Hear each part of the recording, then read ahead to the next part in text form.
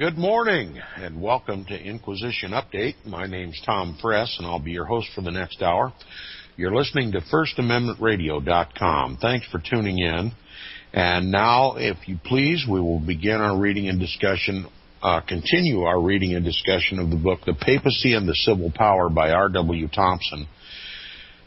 Beginning with the first full paragraph on page 493 in the book, if you're following along, the last full paragraph on page 493 if you're following along, backing up just a paragraph or so for continuity this morning.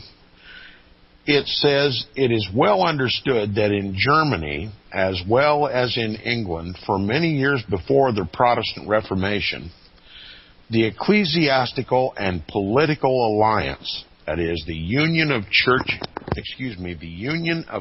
and state between the reigning monarchs and the papacy had been complete and comparatively undisturbed. So we have a church-state union in Germany, the king and the pope exercising their divine right to rule over the people, and you might imagine the people were subservient, held in complete subservience to this beast system. And it says, owing to the imbecility of some of the monarchs and the inordinate ambition of others, the German people were reduced through instrumentalities just like those employed in England to dependence upon the popes, who claimed that they possessed divine authority to regulate their domestic affairs also." See, that's what you get when you get a church-state system. The church rules the state, and the state imposes the tyranny of the pope. And it says, by virtue of their conceded power to appoint all the prelates of the church and to exact from them oaths of fidelity to themselves, speaking about the popes, they had succeeded in building up an ecclesiastical empire.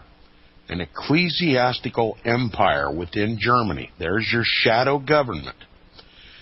They built up an ecclesiastical empire which they maintained among the German people in entire independence of the government and its laws. A state of things precisely similar to that which Pope Pius IX is now trying to bring about. And remember, this book was written in 1876, just a few years after Pope Pius IX issued his encyclical and syllabus of error, condemning all of the republics that grew out of the Protestant Reformation. The papacy had been had been stripped of his temporal power, and the power was now vested in the people. And Pope Pius IX was trying to turn the tide and raise himself back up to his most loved position as King of Kings and Lord of Lords. And that's what Pope Pius IX was attempting to do. This book was written to warn the American people of what Pope Pius IX had up his sleeve, and he simply is showing us history that existed when the popes ruled supreme, both in England and in Germany, so that the American people would be fully apprised as to what was actually taking place in the world by Pope Pius IX. Now, the hierarchy, this Roman Catholic hierarchy in contiguous union with the government of Germany, which composed this independent body, was freed from all responsibility to the German authorities, no matter what enormity its members perpetrated upon society, or what the nature and extent of their usurpations. So they ran amok. There was no opposition. And it says they looked alone to Rome for the approval or disapproval of their conduct. See, these priests have their first loyalty to the Pope, and they don't answer to the civil government. That's just as true today as it was in Germany and in England at the time of the writing this, at the time of these events. And it says, whatsoever the Pope commanded them to do, again, we're talking about the shadow government, this ecclesiastical, hierarchical system that existed in Germany, It says, whatever the Pope commanded them to do, they did, peaceably if the people submitted, but forcibly if they did not. Such enormous power as this naturally bred arrogance and covetousness. And as the popes have at all times required large sums of money to maintain the splendor and magnificence of their courts, they employed it for the accumulation of large wealth, not only at Rome, but among themselves. So this shadow government, this ecclesiastical government of Germany, was fleecing the people of its money. Not only making them slaves, but fleecing them of their money. That's typical of every example that we've ever seen in the study of Roman Catholic history. And when the Pope rules supreme, the people are fleeced of their money. It goes to the church, and it goes to keep this hierarchical beast system in place. Now, with this wealth in their possession, these prelates became more and more exacting, knowing that they were esteemed by the popes in proportion to the extent of the contributions they levied upon the people. So they got plenty of encouragement from the Pope to fleece the people. Money is all that matters to Rome. Now, it is not at all to be wondered at that the German people, like the English, became restless and dissatisfied under the crushing pressure of such a burden as this. All the tendencies of their minds were toward freedom, in the defense of which they had always been in the foremost rank. But on account of their devotion to the Roman Catholic Church, and the belief constantly inculcated in their minds by the clergy that they were indebted to it for all the Christianizing and civilizing influences they possessed, they patiently endured their submission till they could bear it no longer. They at last came to realize that the question was simply one of life or death to their nation, that it was impossible for Germany ever to acquire an independent and commanding position among the other nations so long as this hierarchical power was permitted to maintain its ascendancy. And herein we undoubtedly find the real origin of the Protestant Reformation in Germany. According to Hallam, quote, its predisposing cause, unquote. Luther quarreled with the Pope about matters of religious faith, and when the people of Germany saw this vast power with all its ecclesiastical weapons drawn, threatening him with the terrible vengeance of the papacy, they took sides with Luther, not at first on account of his religious opinions merely, but because the time had come for them to assert their true German manhood and to throw off the yoke of temporal bondage which the papacy had placed upon their necks.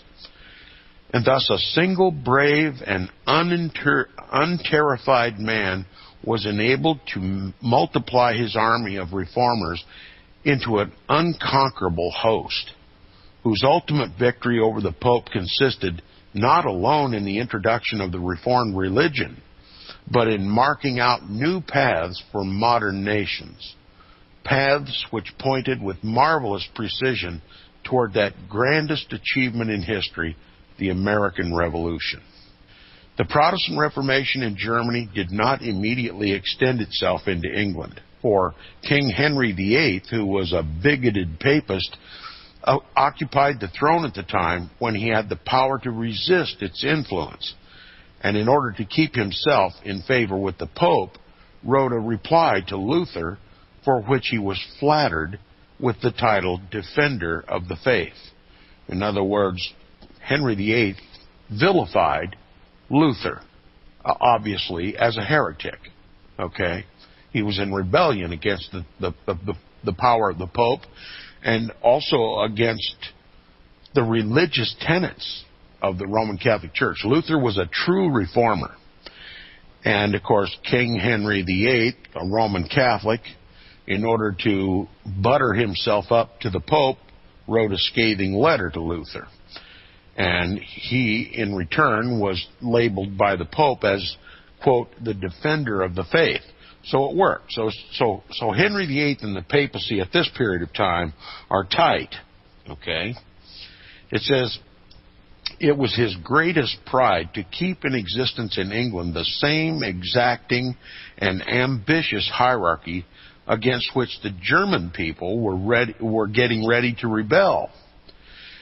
Between these ecclesiastical princes and himself, there was perfect accord in this, that each should sustain the power of the other, that is, the king and the pope should sustain one another at every hazard, in order to keep the people in subjection and prevent them from having any voice in the management of public affairs.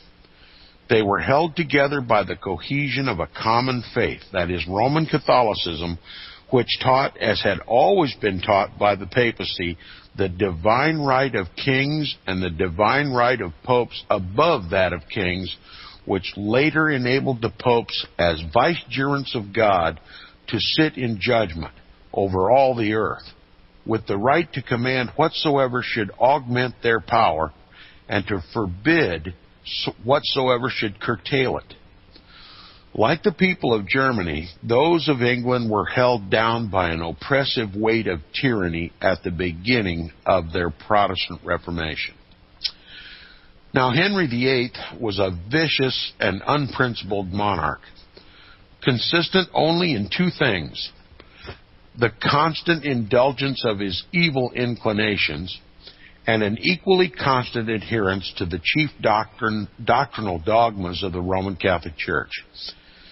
He was never a pious Christian, except nominally, no more so than when he broke the alliance between the Church of England and that at Rome, than when he sought to win the favor of the Pope by hurling his royal and poisoned shaft at Luther's head. And he was never a Protestant, except only so far as he resisted the papal encroachments upon the authority and prerogatives of the English crown. Upon this subject, much of what is called history abounds in error and misstatements. It has led many honest minds into the belief that this profligate king was at the head of the Protestants of England. The papal writers are indefatigable in maintaining this belief in order to hold the Reformation responsible for his vices, whereas the truth of history is that he never professed to be and never was a Protestant in any proper sense of that term, but lived and died in the faith of the Roman Catholic Church. His quarrel with the Pope had nothing to do with the faith of the Church. It began about the divorce, but soon involved the question of ecclesiastical investitures, by means of which he found the Pope could maintain in England a power rival to his own, if not more formidable. Upon these questions, each supported his position with stubborn tenacity until the breach between them became so wide that it could neither be healed nor bridged over. The parties were about equal in pertinacity and ambition, neither of them having the slightest respect for the people or regard for their political rights. As none of the religious dogmas of the Roman Catholic Church were assailed by Henry, the controversy was simply a struggle for supremacy between the two sovereigns. One of them was the lawful king, and the other claimed dominion over the kingdom in right of divine appointment, and each of whom, to have secured his triumph, would have made galley slaves of all the English people. The final triumph which Henry VIII did win over the Pope only changed the form of English tyranny. It only changed its form. It was still tyrannical. He concentrated all the absolute power of imperialism in the hands of one despot instead of having it to be shared by two. It remained papal tyranny in substance, if not in name, by the preservation of that nefarious union between church and state, which had its origins in Rome at the time of Constantine, and which, wherever it has existed, has held the people in vassalage. So we've dispelled the myth and the rumor that King Henry VIII was a Protestant reformer. He was not a Protestant at all. As a matter of fact, I suspect if the truth were really known, Henry VIII wasn't even a good Catholic. He simply used religion to maintain his power and authority in England. And when he came to blows with the papacy over supremacy, he demanded that the Pope get out. And he wanted control of England, and he simply used the church to support that effort. King Henry VIII was not a Protestant at all. And history has given him far too much credit in support of the Protestant Reformation, which he only sought to use to help substantiate his independent status of the papacy. The Protestants, having thrown off the power and authority of the Pope, reduced him to Antichrist, which he indeed is, and King Henry just sought to use their influence to separate England from any papal interference at all in his kingdom. So that's that. Now, Henry VIII and Pope Julius II were both children of the Church of Rome, educated in the same religious faith and disciplined under the same papal system. With each of them, Pope Innocent III was infallible, and the persecuting decree of the Fourth Lateran Council was a part of the law of the Church.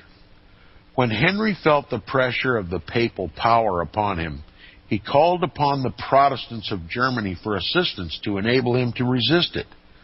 But they refused the alliance because they had no sympathy with his cause and despised his iniquities. Julius, finding him thus unsupported, followed the example of Pope Innocent III in the exercise of divine power, hurled at his head the thunders of excommunication, and released all the English people from their allegiance to the crown, impiously pretending also that he stood upon the earth as in the place of God, and that obedience to him in both spirituals and temporals was necessary to secure admission into heaven. The demon of religious persecution was unchained among the followers of these Roman Catholic contestants, each letting loose his own bloodhounds.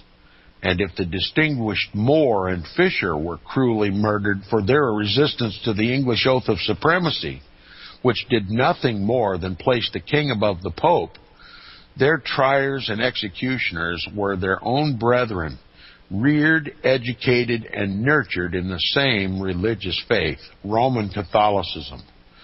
No drop of their blood stained the hands of a single Protestant Christian.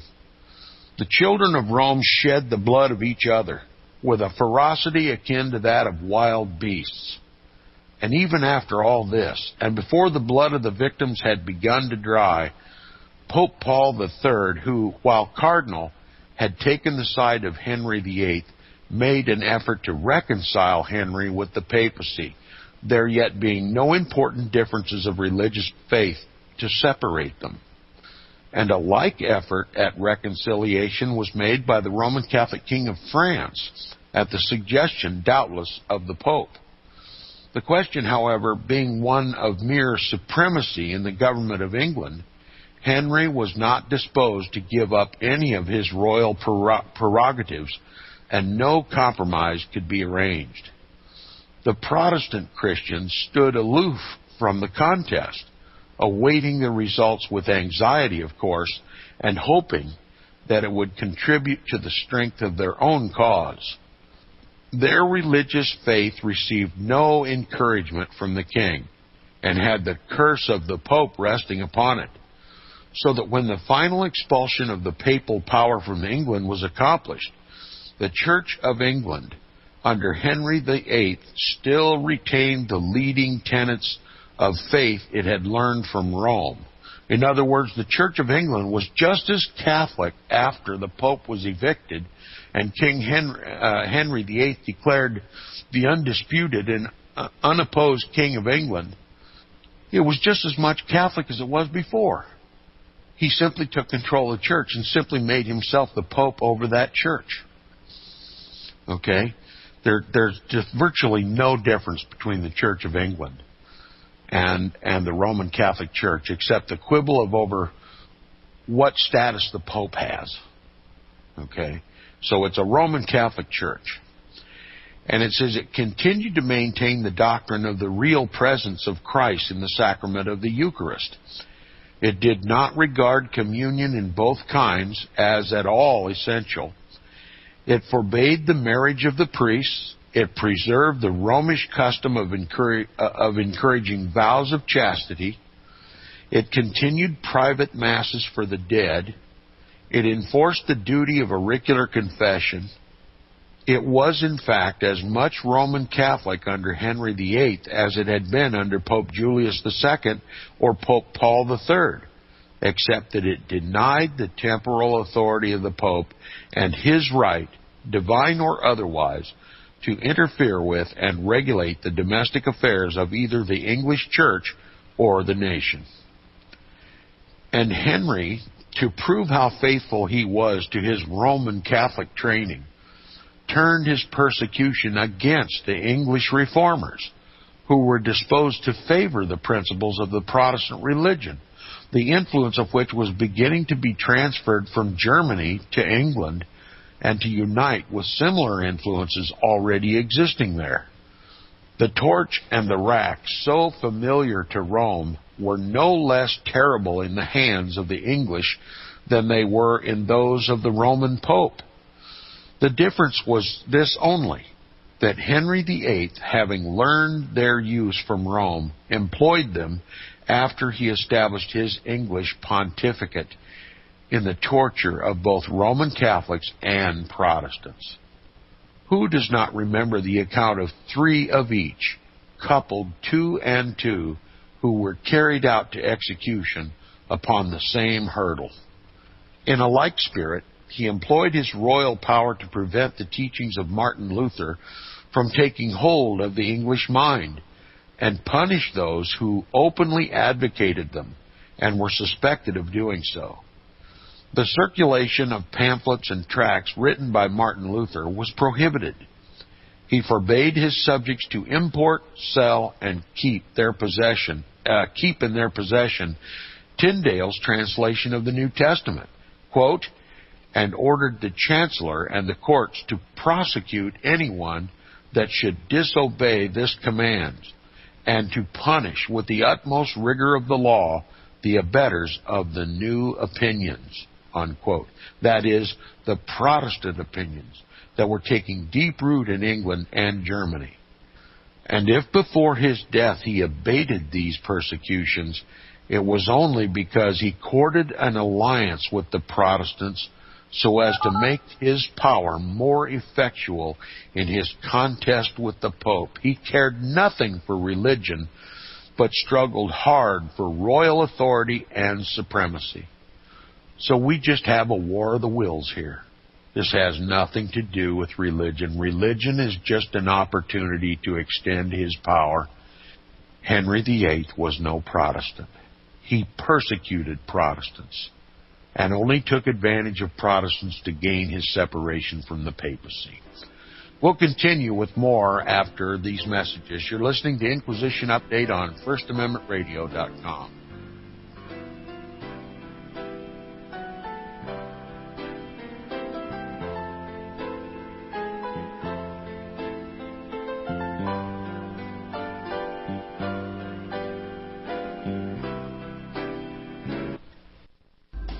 Years ahead of the dominant media, FirstAmendmentRadio.com and FirstAmendmentRadio.net.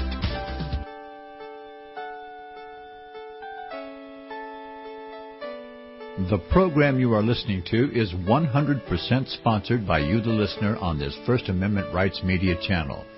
You will notice that there are few commercials on this radio network. There's a good reason for that. Corporate advertising dollars come with strings that limit program content. So without your help, these programs cannot continue on Internet or our several affiliates. If you benefit by the educational law programs, we ask you to give. If you are admonished or nurtured by the Bible and ministry programs, we ask you to give. If some voice a cause that you are passionate about, we ask you to give. If you believe in any of these, we ask you to support them as you would a missionary on a continual basis, as if giving a tithe for missionary radio. These programs are not commercially viable and must be supported by those faithful to the cause of truth. Look for the button to sponsor your favorite programs at our listen and schedule pages on the Internet. Then, when you subscribe, we will send you the last quarterly MP3 CD of that program immediately, and continue to do so with each new quarter. We will also give you unlimited archive access to all of our programs. We're asking you to give much less than a tithe, so that you may also send support directly to a particular program host, cause, and anywhere else the Spirit may lead you. Do all to the glory of our God and Creator, for His holy nation, the only kingdom that will last forever. Thank you for listening. The book of Revelation says, the spirit of prophecy is the testimony of Jesus Christ. This is at the very heart of FirstAmendmentRadio.com. In that spirit, we have created the Prophecy Reality News app for all of your mobile devices, streaming First Amendment Radio 24 hours a day, 7 days a week. Available for your Apple, Android device, and smartphone absolutely free. Get the Prophecy Reality News app installed today so you can listen to First Amendment Radio wherever you are. The Prophecy Reality News app. Get it now.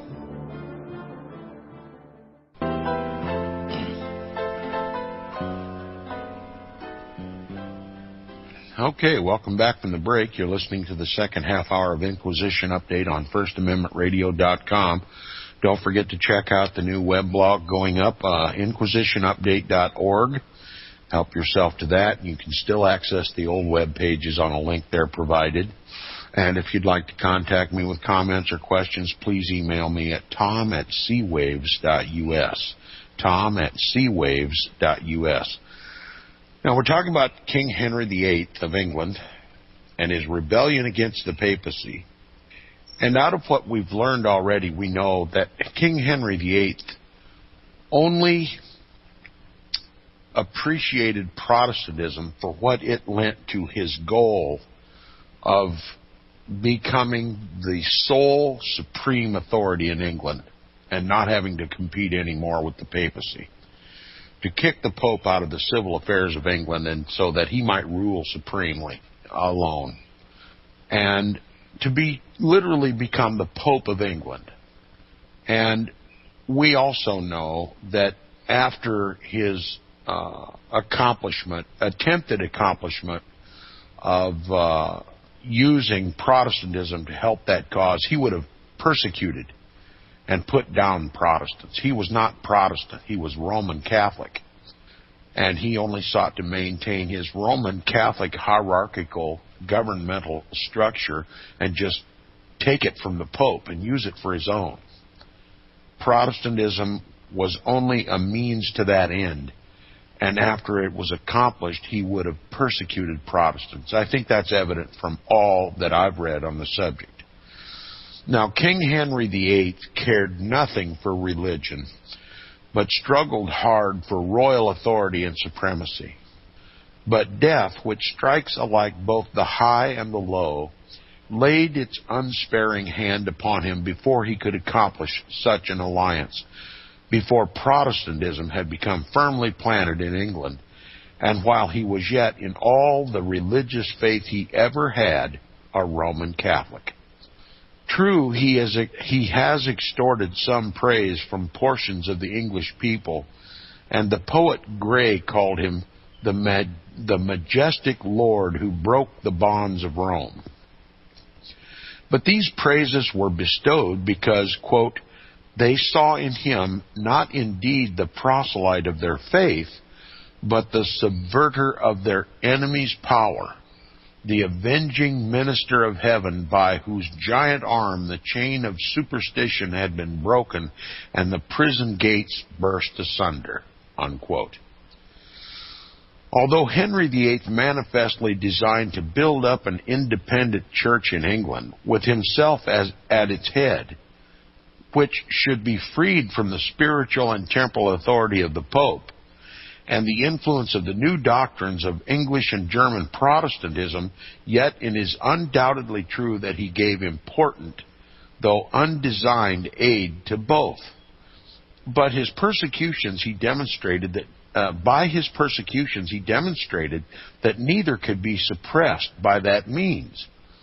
But as he had learned these from Rome, whose dogmas have since the false decretals long before the decree of the Fourth Lateran Council always embraced as a part of the faith the doctrine that the Church was bound to maintain its organization and power by force if necessary, he continued them throughout his reign, seemingly unconscious that the papal power was too strong to be immediately broken, and that while he could torture the bodies of the reformers, he could neither take away from them the right to think nor subdue their courage.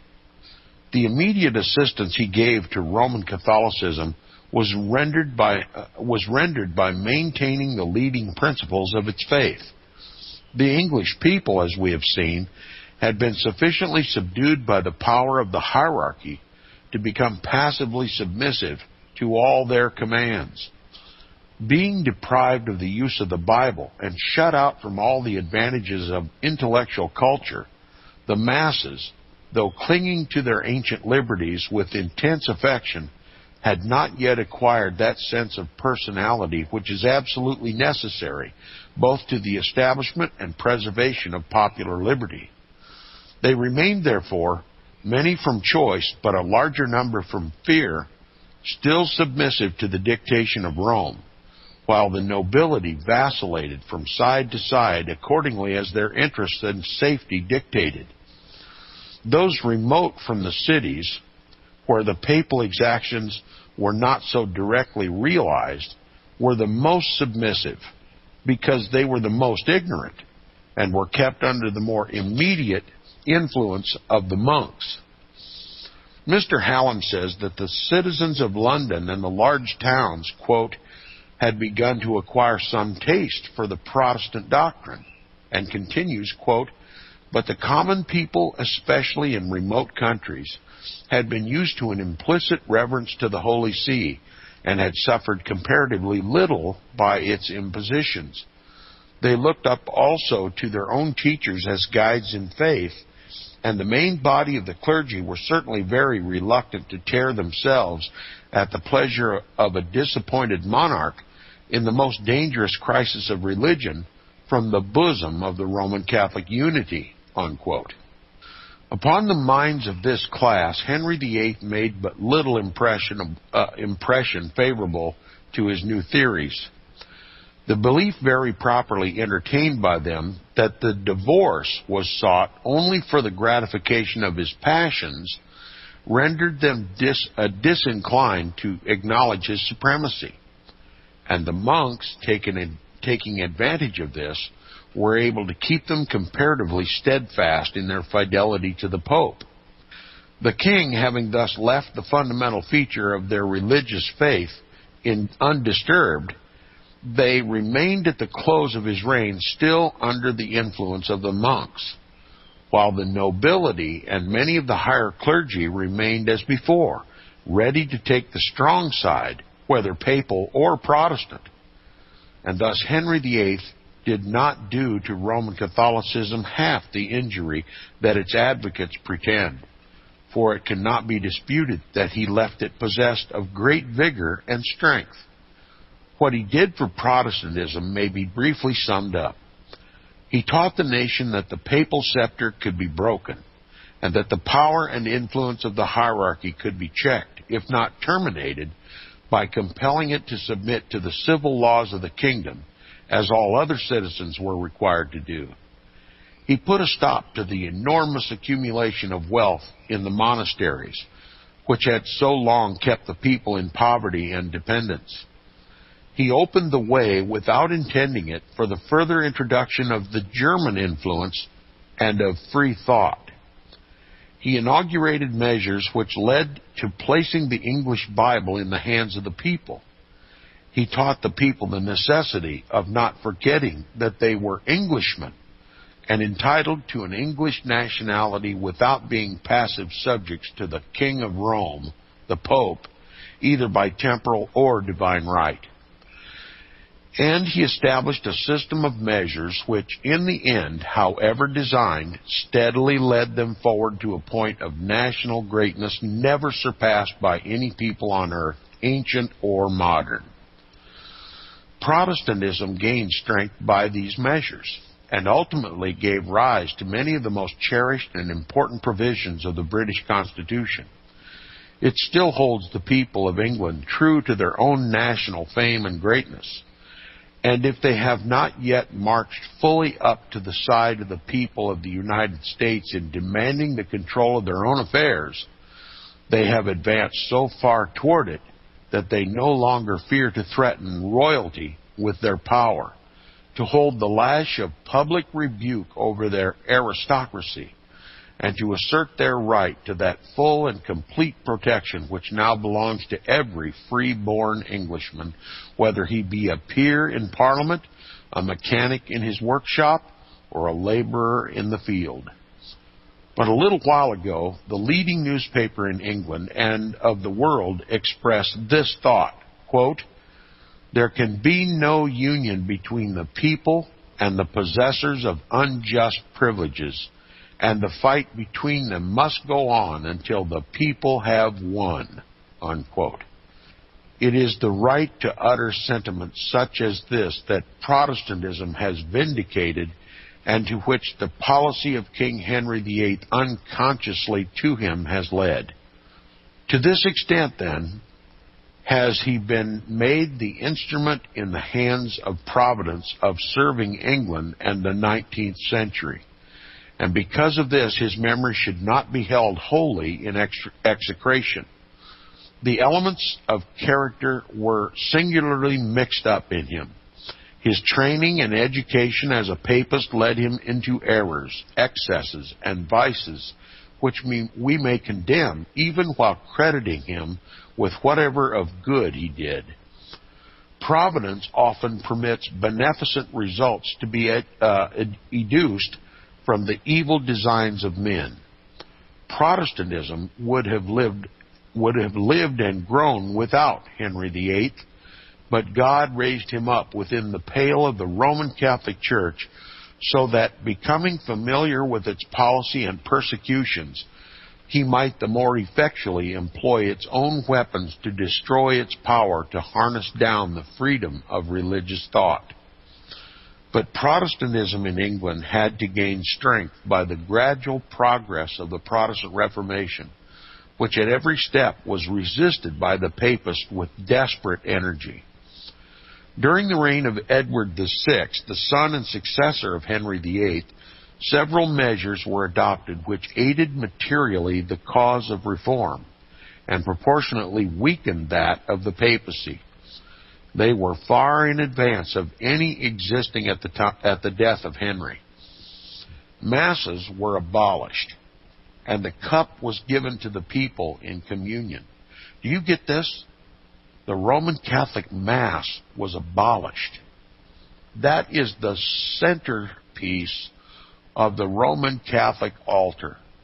The Roman Catholic Church stands on the Mass, and it was made illegal in England. Edward VI was a true Protestant. It says Masses were abolished and the cup was given to the people in communion. The jurisdiction of the ecclesiastical courts was abridged. Priests were allowed to marry.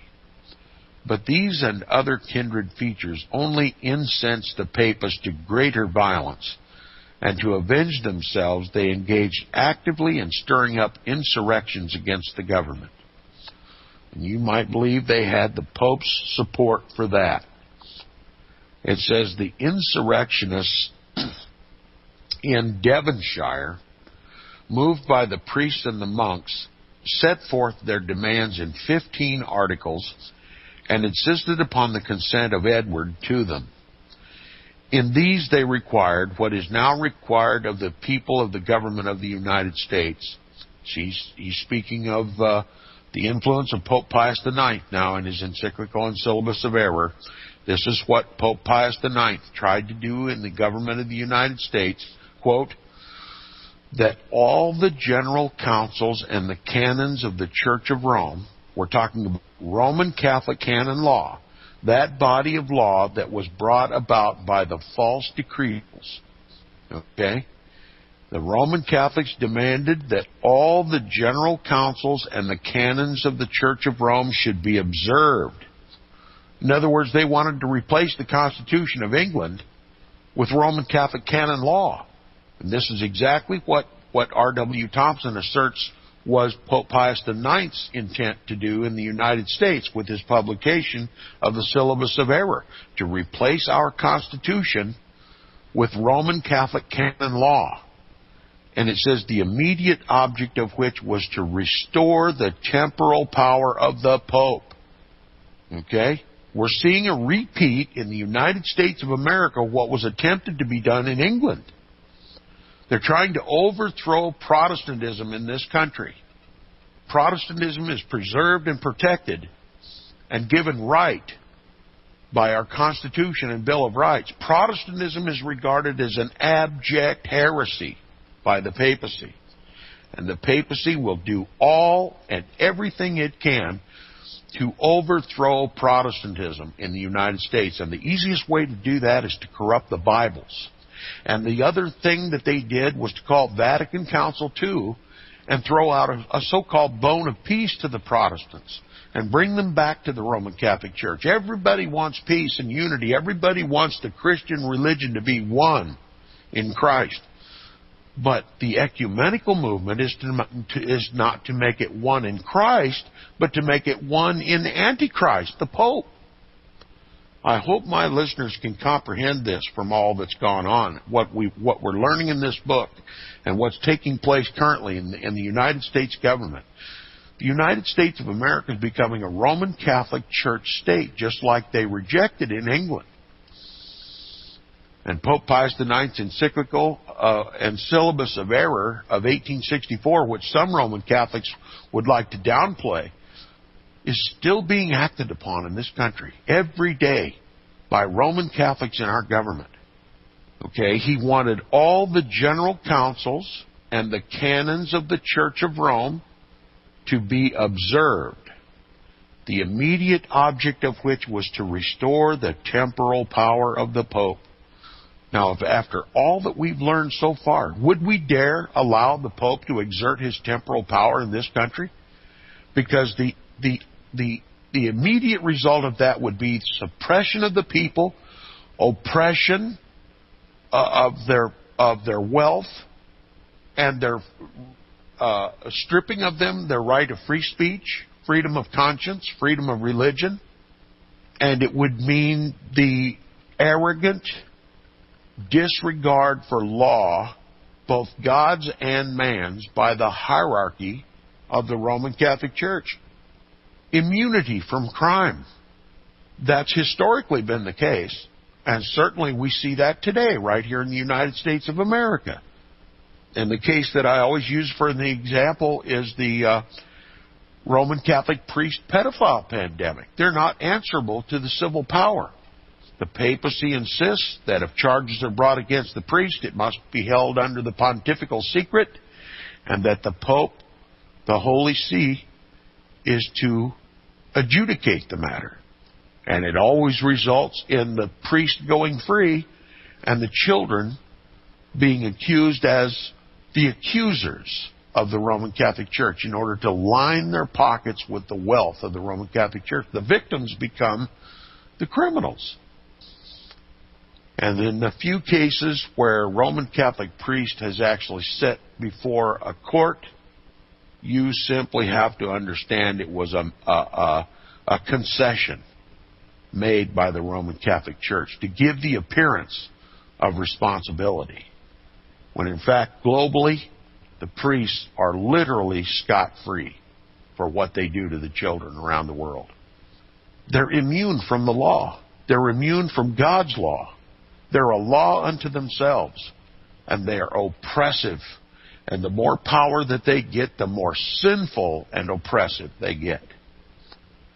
We do not want the temporal power of the Pope exercised in the United States of America. And when we find out that our newly elected president receives one of his first phone calls in the Oval Office from the Pope of Rome, the American people ought to protest to the wind. But nary a word is said. And if one does say it, he's persecuted as an anti-Roman Catholic bigot. But that falls flat to the ground in light of history. The greatest threat, says R.W. Thompson, to the continuance of this Protestant constitutional republic is not an offshore threat. It is a domestic threat, and that threat is the same that existed in England and in Germany. The Roman Catholic hierarchy, the Pope of Rome.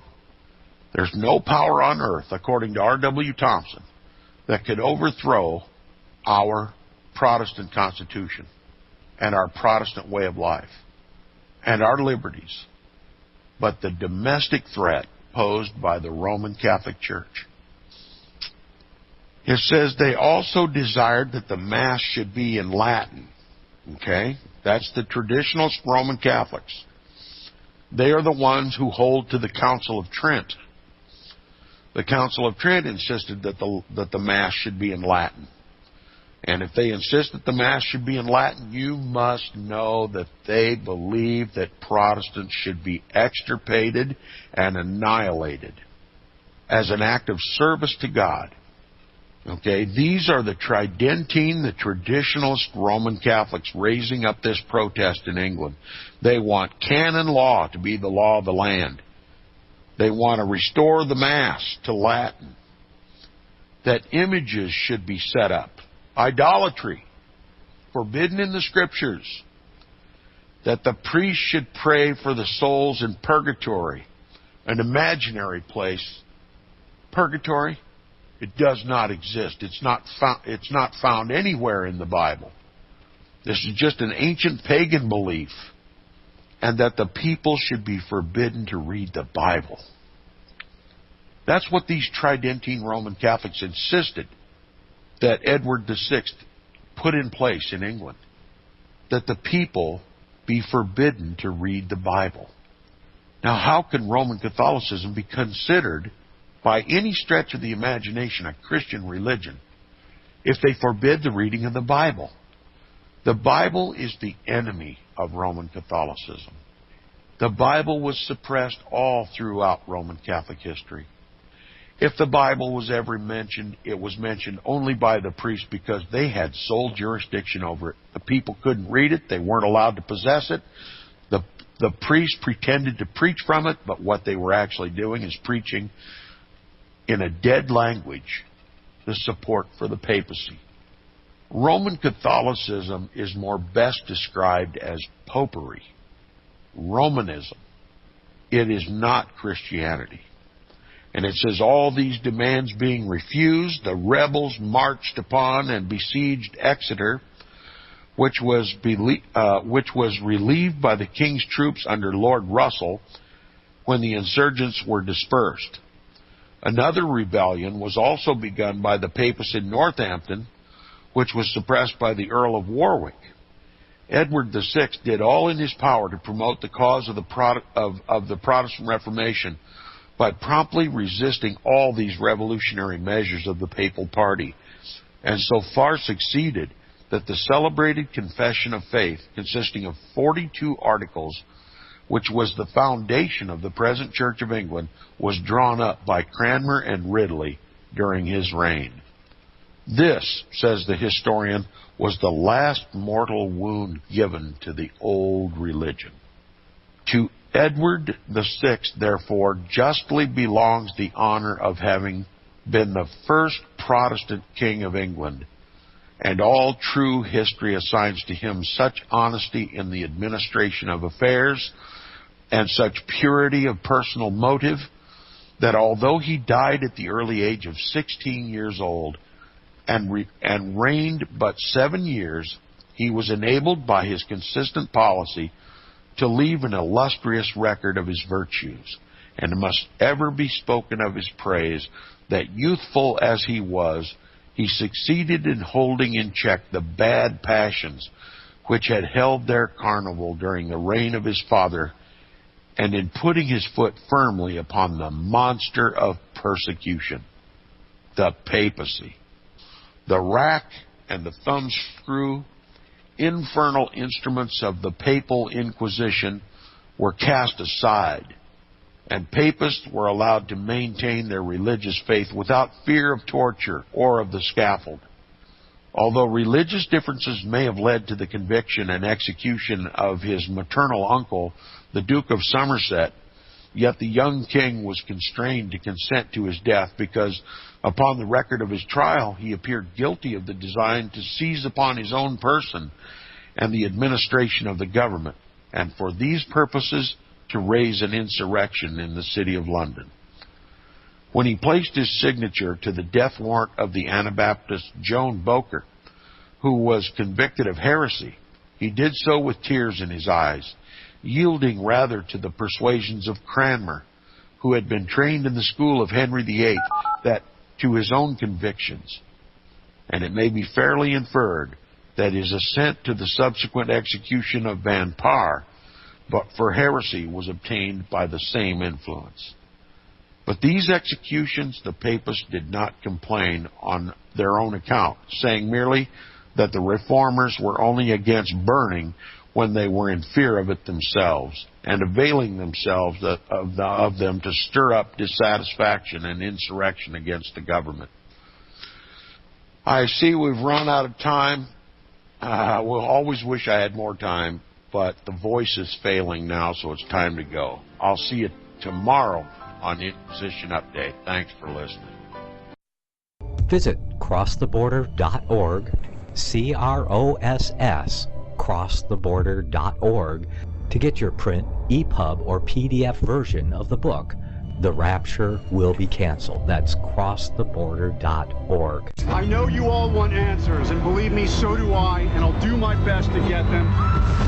Despite Nicolas Cage's promise to do his best to get left behind rapture answers for us, don't hold your breath. Not everyone believes Left Behind is true prophecy. Some may even regard as conspiratorial the mainstream re-release of the Left Behind movie, with actor Nicolas Cage portraying the main character, as an attempt to further reinforce in the minds of all this perception of false prophecy, in order to condition the masses for the play about to begin. If you want true Bible prophecy answers, get the book, The Rapture Will Be Canceled. The author exposes the Latin rapture origin, the 7-year tribulation deception, true Bible revelation of Daniel's 70 weeks, the abomination of desolation, the restrainer, America in the Revelation, the image of the beast and the mark of the beast, and the truth about God's chosen people, and so much more about Bible prophecy.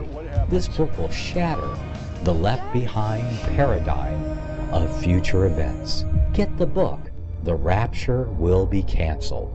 Visit crosstheborder.org, CROSS, crosstheborder.org, to get your print, EPUB, or PDF version of the book, The Rapture Will Be Canceled. That's crosstheborder.org.